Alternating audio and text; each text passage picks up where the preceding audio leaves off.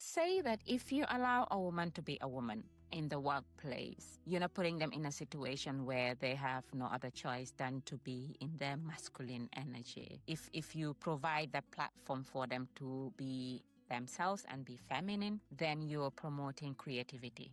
You're promoting innovation. You are welcome again to the Curious Tycoon Podcast. I hope you're doing all good. Today's guest is the chartered accountant and executive coach and an advocate for women in leadership. She comes with a career spanning Deloitte, CRS, and ODI. She's helping professionals gain financial clarity and emotional mastery. In today's episode, we're going to explore her FACCE, which stands for Femininity, Assertiveness, Confidence, Career, and Emotional Mastery. And we're going to dive into how she empowers women to lead with purpose and power. Let's get into it.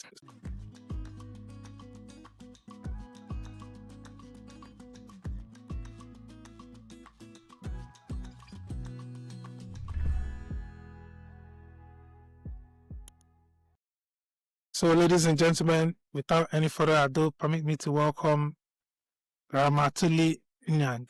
Hello, Ramatulai. How are you doing today? Hi, doing good.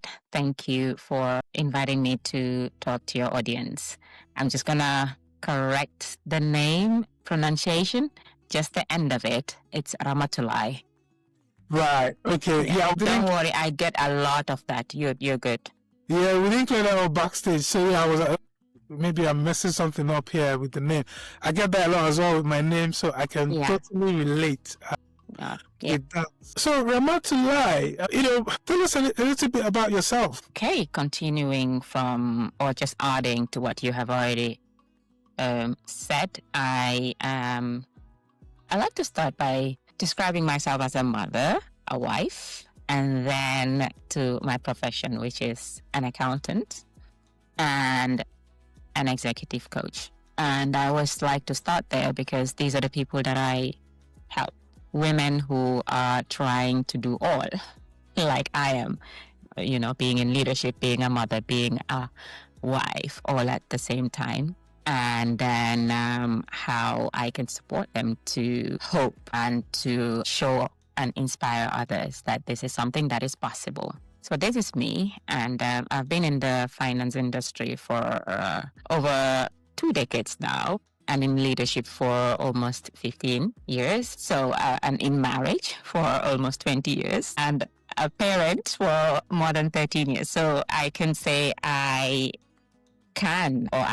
that's why I have the guts to say I can do this or offer this type of support to other women. So then in a nutshell, that is me. That's great. We are really, really delighted to have you on the podcast today. What we do here is trying to bring guests, people who are making impact in their society and within their community on here to share stories and to inspire. So that's hopefully exactly what you're going to be doing for us today. We're going to dive straight into the FACCE framework that I talked about in the beginning. Can you explain how it transforms women's leadership journeys? Right. The FACCE, it's the FACE. It's an acronym, as you've already mentioned, femininity, assertiveness, confidence, career, and emotional control. And these are things that encompasses the woman and their ability to do it all. And it's a partnership that I have with the woman who is an executive, in the way that they are sort of among us. We're working side by side, if you like, providing that guidance, not telling you what to do, but then being just on the side, showing you that it's fine, it's going to be all right, you are on the right path.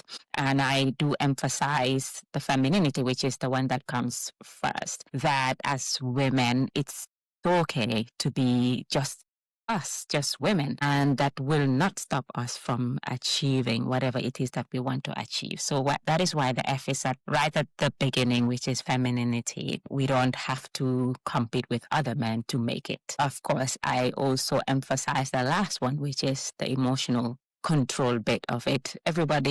We are known for our inability to control our emotions, especially when under pressure. So that is a big part of what I do, helping the woman be in check with their emotions and be able to make decisions that are not driven by what you feel in that moment, but driven by your ability to think before and so on. So in a nutshell, it's just a package that I've put together to help the woman get to where they want to get to with all odds against them, but giving them that hope that it can be possible. Yes, that is, I have that belief that the only area where men are better than women is in terms of maybe physical activities. That's my own personal belief. And I believe that every other area is exactly the same thing. There is no limit to what a woman can achieve. And in this day and age as well, there's less and less things that you need physical activities to do. Let's fight men competing with men at all, right? It's about women having their own say. Is that the case? Yeah, I never in fact, you'll never find me saying things like whatever a man can do, a woman can do better. You will never catch me saying something like that because I see men as our allies in the same struggle we are in, supporting us. So we are interdependent. And I don't like that idea of the independent woman, no. We are interdependent beings. We need men. Now, the question is, how do we then support each other to get to where we want to get to? Yeah, great. So, in this whole thing of leadership, right, what are some early signs that a woman leader is operating too much in her masculine energy? Good question. I love that question because we need those signals, right? And we need to know those. That way, the moment we realize we're sort of going across the border, we can always bring ourselves back. The first one I would say is, I think we've mentioned it a couple of times, which is when you feel that you are in competition mode, especially with men. That's an early sign. That's a signal. Second, our tendency to try to do everything by ourselves. In other words, not asking for help, just sort of forcing ourselves to do things, everything on our own. The third is our inability to receive. When you're in your masculine energy, just like the man would want to be useful. If you study femininity in detail, you'll understand that you being feminine helps your partner to be masculine. So if you're that feminine woman, if you're that woman who doesn't want to receive, even a compliment is receiving. Even saying thank you to someone that says, "You're looking beautiful today," or you're looking all polished. Some of us women can't even say thank you to someone who says that to us. Yeah. Because we're always in that sort of masculine energy where it will sound foreign hearing someone say to us, "You're looking beautiful," or you're smelling good. So just relaxing and having that ability to receive by saying thank you. If you're unable to do that, you are in your masculine energy. And the last one, trying to control situations or people around you, trying to be in control of things. That is another big sign that you may be operating in your masculine energy. Yeah. I think it's important to mention that. You will not be able to realize this because the way it happens is it happens in subtle ways. So your ability to be self-aware is where you can then be able to sense this whenever it arises within you and be able to regulate yourself. So you need to be someone who is self-aware. Yeah. I think that's a great point. Yeah, because it's true that especially when you're a leader, you're gonna sometimes take decisions that might come off like, "Oh, that person is really masculine," well, but I think you're right. There is about that having that personal relationship and being self-aware, knowing when you've gone a bit overboard, and then sort of taking that on board. Yeah, that is a great point. Yeah. So how does emotional mastery elevate somebody's career, particularly in male-dominated industries? Right. I think I've mentioned how notorious we are as women for being weak at controlling our emotions. So any woman who is able to do that will shine, will be noticeable immediately. because your ability to control your emotions means that you're able to choose your fights. It's not easy for someone to just come and press your buttons, right? Yeah. So if you're that person who is able to say, oh, this is not a fight I'm getting into, I'm just going to ignore it. Or yes, this is something that I'm going to get in. You know, being able to assess the fights that you will get into, and your ability also not to take things personally because of our emotional, because of we're mostly emotionally charged. Sometimes it's difficult for us to just withdraw ourselves from a situation and view it from the outside to understand, okay, I'm not going to take this personally. It could be that. It could be this. This person is doing this. It could be, this could be the reason, and just remove myself from it and not be so involved or engaged or impacted by it that I can't even control how I act. React. And our ability then, of course, to respond to situations and not react. Yeah. Because the moment you react, it means that now your emotions are leading. And you want to be the one to lead your emotions. Now, once you are able, once you are that person, you've become that person, people around you will notice it, especially your supervisors.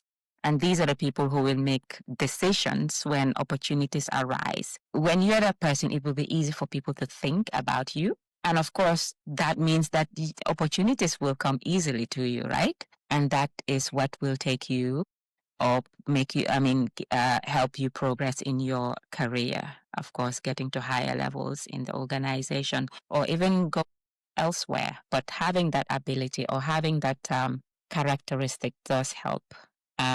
So it's important for every woman to understand that. Be able to remove yourself from situations, be able to think before you act, be able to comport yourself, especially in situations wherein you're under pressure, because people are noticing what you're doing or how you're acting. You know, you've been coaching for a while as well. You have extensive coaching experience. Yeah. Are there any myths about women in leadership that you would like to debunk right now? Yes, there are a couple, but I'm just going to mention one because I believe that is the one that I often hear a lot of women talk about, which is that women in leadership are bossy, and which is not the case with men. I mean, I feel that when a woman is being described as bossy, with that same thing that the woman has done or that same comment that the woman has made, if it was the man who made that comment, you will just be described as someone who, is confident and so on. But as soon as it's a woman who does that, you become the bossy one. And how to debunk that for me is to just help people understand that we just try to set boundaries, which is important. Because as a woman an assertive woman, there are things that will be unacceptable to you. Yeah. Which is why you need to set boundaries. Now, in setting boundaries, that is where sometimes you get that title of a bossy woman. So it's not being bossy. There are things that we just don't accept. Yeah, and I think I totally understand what you mean there and what you're saying. I think it's going to take a while for people. Still somehow, a male, well, people say it's a male world, is a man's world. Yeah, in a way it is, but then, another way it's not.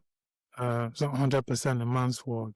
I keep saying that it is a man's world, if you like, but I always say that the wise woman would understand that it's a man's world, but then be strategic and be able to get whatever it is that you want in this man's world. Yeah. So fine. I mean, men can have it all. It's your world. But as a woman, I'm going to get whatever I want. Yeah, I think that, yeah. So it's for you now to think, sit and think, okay, how am I going to maneuver in this world of men and be able to get where I want to get to? Well, that's what the wise woman would do. Yeah, I tell all the women that I know around me that, yes, the man might be a man, but power. Woman has a lot of power. Men can take it all. I don't have a problem with that. A lot, and it's only a couple of women that actually know how to use that power. Yeah, especially for instance in the Western world now, there's a lot of things where, a lot of those gaps have been closed in so many ways now, and hopefully, we're gonna do the same in our own communities in Africa, and hopefully, and some other parts of the world, really, where it's still very male dominated. You've worked across multiple countries and industries. So how do cultural differences impact a woman's confidence in leadership? I'd say that, of course, as Africans, there's a lot that has been done in terms of, just trying to improve the balance between the man and the woman as far as the roles are concerned. But of course, there is a lot more to do. And it becomes more evident when someone travels to other parts of the world. In Europe, for instance, in the UK here, gender roles is one sort of, I wouldn't say shock, because even back home, I was exposed to other different cultures because of I used to work international.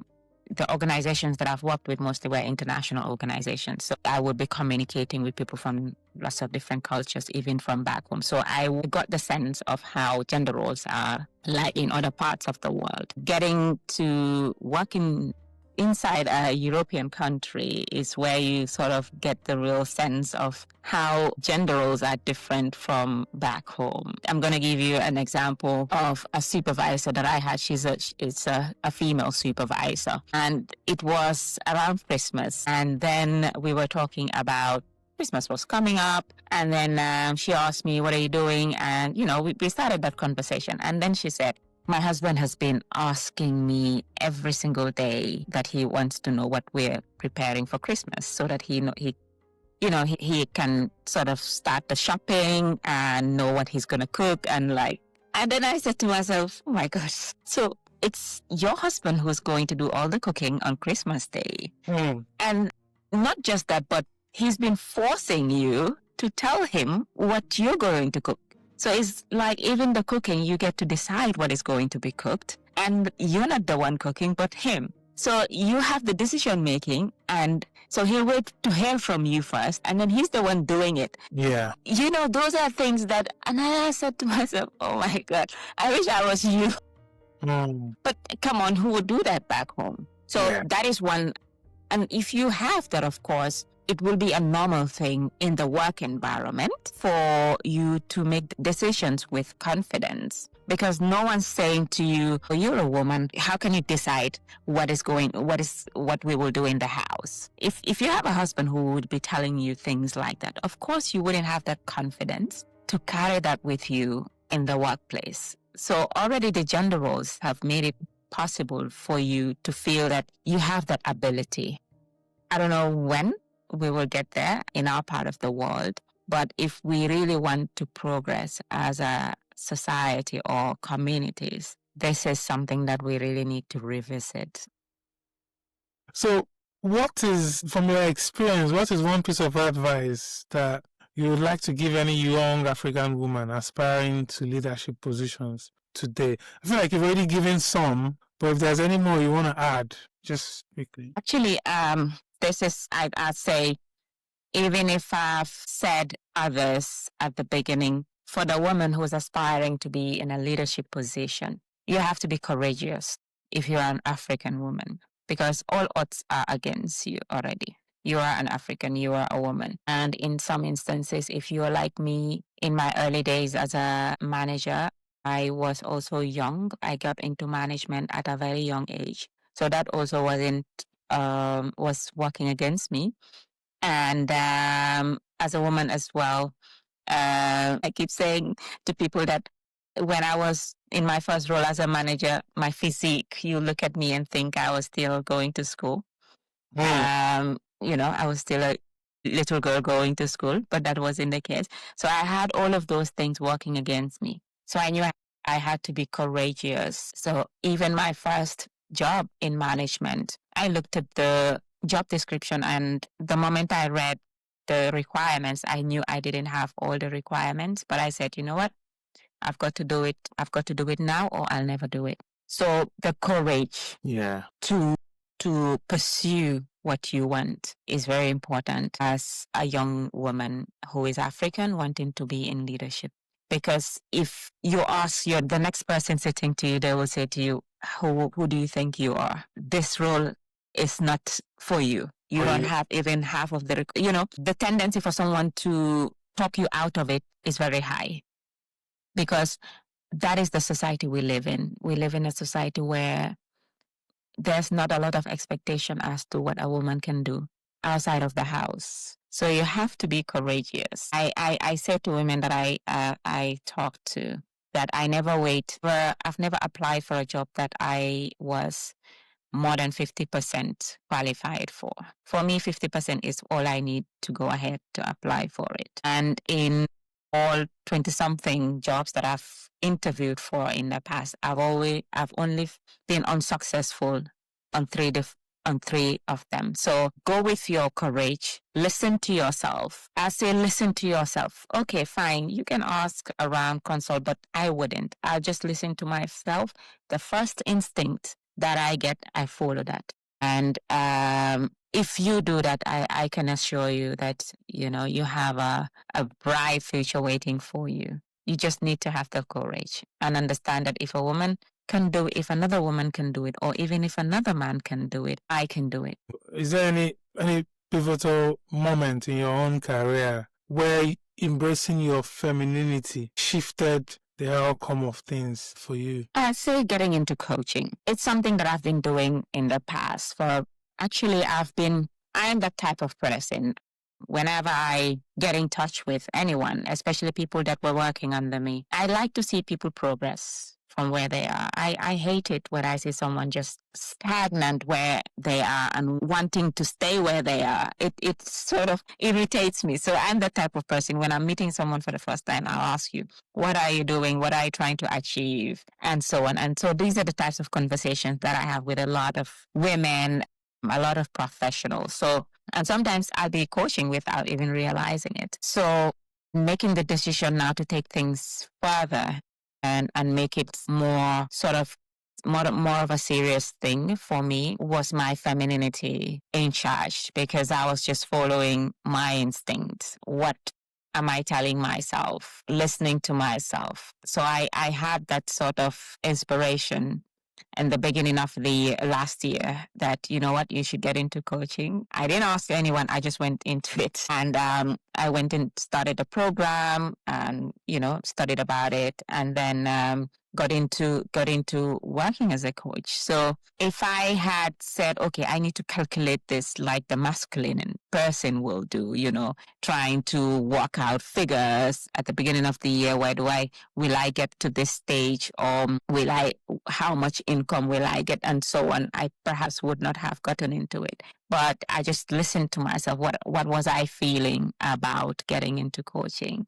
And every bone in me said, go for it. And then I went into it, and it's been working, quite fabulous, I'll say. More than what I was expecting in the first couple of years, I'd say. So usually it's just you listening to yourself, listening to how you feel about a particular thing. And that is what femininity is, if you ask me. Thanks for sharing some of those personal experiences with us. I'm sure it means a lot to a lot of people watching. Guys, at this point, if you have any question for our guest, Ramatulai, please do not forget to drop your questions in the comment section below as well. I'm going to share details of her LinkedIn and any other thing that she wants to share with us, so that you can contact her anytime for one-to-one coaching or any other thing that she can assist you with.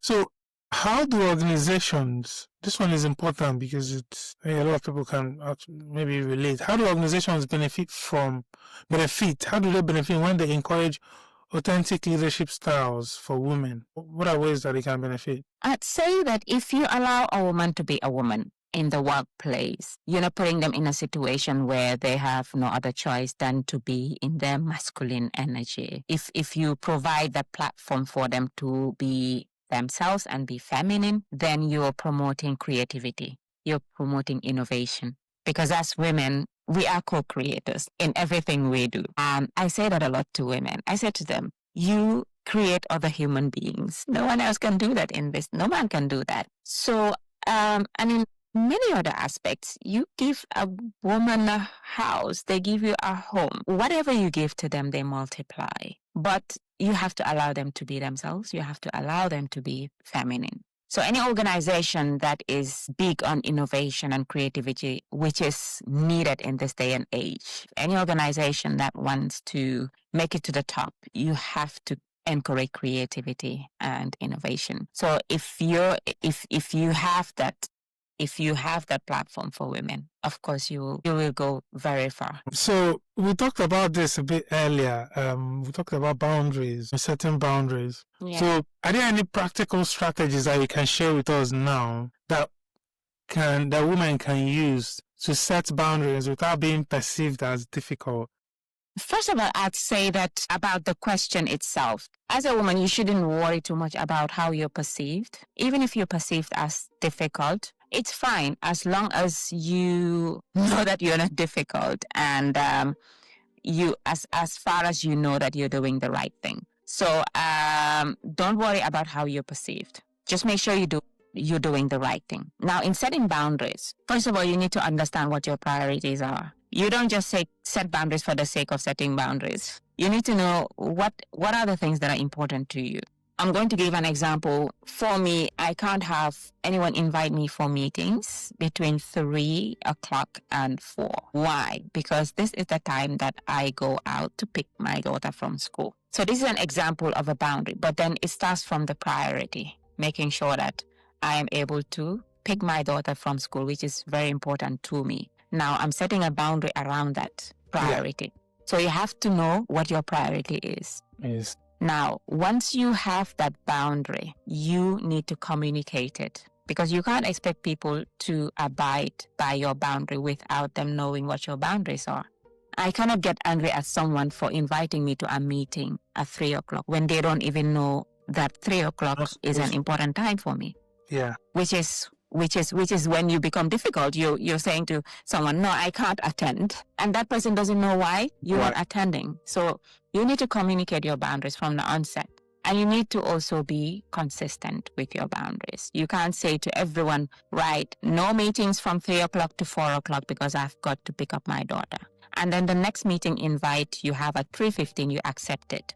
Then you're not being consistent with your boundaries. You're not sticking to your boundaries, which is important. But then another thing also is that from coming from you, you have to accept other people's boundaries. You have to accept and understand other people's boundaries. So that's how boundaries work. About whether or not you will be seen as difficult, really, I wouldn't say that this is how you do it in order to be perceived as not difficult, but this is how you set boundaries. Thanks a lot for that very practical example that you gave, and an important example as well. I think that's something that's important to a lot of people, their kids, their family.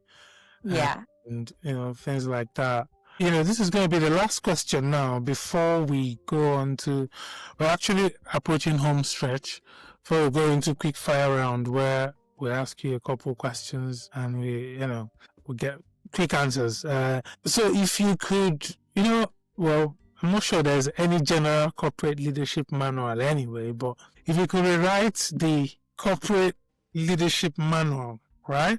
What would the first new chapter be titled, if there's anything as a corporate leadership manual? Self-awareness. That's where everything begins. Well, yeah, to me. Why have you chosen Well, I think you explained it earlier anyway, why you chose it. Because people if people know themselves, they know what they can tolerate, what they can't tolerate, they know how to communicate, they know their flaws. Now, I'm answering the questions. I'm answering you're right, because you have to know the people that are working under you as a leader to be able to lead them. Yeah. But before you're able to study others, you need to study yourself. You need to know yourself. If you don't know yourself and you can't lead yourself, you can't know others and be able to lead them. So from the onset, you have to be self-aware. Right. That's a good point. I do agree with that 100%. And it's amazing how much a lot of people aren't actually self-aware. It's something that is being said a lot, and some people can talk about it here and there, but yeah, there's a lot of people out there who aren't, who don't really understand, not everything, but a couple of things about them. Yeah, I mean, now you talk of EQ. Organizations are no longer concerned about the level of your IQ when you're seeking a leadership role. Recruiters or employers, potential employers, are more concerned about, is this person someone with a high EQ, which is the emotional intelligence. And self-awareness is where emotional intelligence starts. Self-awareness, social awareness, emotional control, and so on. So that's the foundation of emotional intelligence, which is what every recruiter or every employer is looking for now. Yeah. Thank you so much for that very, very sort of smart and intelligent answers to a lot of our questions today. We truly, truly appreciate your presence with us on the Curious Tycoon podcast today. We're going to do a quick fire. This one is going to be quick. I'm going to ask you about maybe 2 to 3 or 4 or 5 questions where you give us quick and sharp answers just before we round up. Take it easy. Are you ready? Are you ready? No, I'm going to take it easy. That's what I'm at. Are you ready? Yes, I am. Great. All right. So, what is one word that you live by? Just one word. Oh, that's an easy one. Authenticity. All right. So, are you a tea or a coffee person? Coffee. That's full of questions, but that's not what we do on this round. People are going to have to contact you if they want to know why you like coffee. Let them contact you. No problem. And then pay you for your services. For them to know exactly why. Can you finish this sentence for us? Yeah. Success to you is living a positive legacy. Yeah. Hello. Yeah, guys. I mean, if you want to know, guys, how you can succeed, I have an episode on it. I'm gonna link it to the description of this video as well. In that episode, I talked with a certified life coach as well. We talked about what success means. So, guys, if you want to find out what success is and how to even define, I realize a lot of people don't know exactly what success is. They see it as I have a car, or I have a big house, I'm in the bank, all those things. So if you want to find out, click on that video below and you will know what success is. That's very, very important. The last one. So if there's one woman in history you'd love to have lunch with, who is that going to be? Her name is Ami Gay. She's my great-grandmother. So I really would have loved to meet her. She wasn't around by the time I arrived. So. But then I've heard a lot about her. Some hilarious, some brave. But yeah, she's someone I would have loved to meet and have lunch with. Oh, that's awesome. I mean, I did meet my great-grandmother. Really? Yes. You must be a baby. Yeah. I did meet her. And we actually played out. She was a really strong woman. She was still farming and at 120 something. She died at 123. So, yeah. I'm one of those where I can say I met my great-grandmother. It's not easy. Are you a firstborn or are you... No. I'm actually number 5. Wow. Yeah, number 5. So, yeah, I met her even as a young boy. Like, I knew who I was, not that I was a baby. I was walking around, I was moving around where we used to play. She used to sort of tell us jokes, tell us stories. Well, really beautiful. You are lucky. Thanks. I wish I had that. Yeah. Anyway, just as we're rounding up now, is there anything that, the audience should be aware of? Do you have an event coming on? Do you have a project that you're working on that you want people to be aware of, or your website or whatever, your services? Just let us know now. Like I said in the beginning, I am an executive coach. I am on different social media platforms, TikTok, Facebook, Instagram. I will share with you the handles, and of course on LinkedIn. I think that's where we met. And of course, I offer one-to-one coaching services, especially with women who are in executive positions and wanting to get to whatever they're thinking about, wherever they think getting to next in their careers, in their relationships. And of course, the FACCE package is what I use to help with. I have a masterclass that is coming up. I haven't put out the advert yet, but it's a masterclass around in the relationship front, if you like, this time around. How the executive woman who is also married can sort of strike a balance between the two. So that's a masterclass that I'm working on, and the advert will be out soon. It will take place sometime around June next month. Actually, the last one that I held was last month in April, and it was quite an interesting one. I wish I've had this opportunity before that one, but anyway, the next one is coming up soon. And I'll of course be sharing that on LinkedIn and all my other platforms. So yeah, I'll put everything in the chat for you. Oh, what an empowering chat. It is. I enjoyed it. Really, it was nice talking to you and sharing some aspects of my story and what I do. Thanks for the opportunity. Thank you so much for coming on. Thank you. You know, what an empowering chat with Ramatoulie Nyang. Her insights on leadership, clarity, and emotional growth are game-changing. Guys, be sure to connect with her and explore her FACCE, FACCE Coaching Model. FACCE Coaching Model. Thank you so much for tuning in to the Curious Tycoon Podcast today. You know, guys, subscribe to the channel, guys. You know, share the video. Put your comments in the comment section below. If you have any questions for Ramatulai, do not forget to put them in, and I will make sure to get those comments across to her for answers. And of course, reach out to her on LinkedIn, on TikTok, and all the social handles is right there in the description below. Guys, stay curious, stay bold, and we will see you next time. Goodbye and God bless.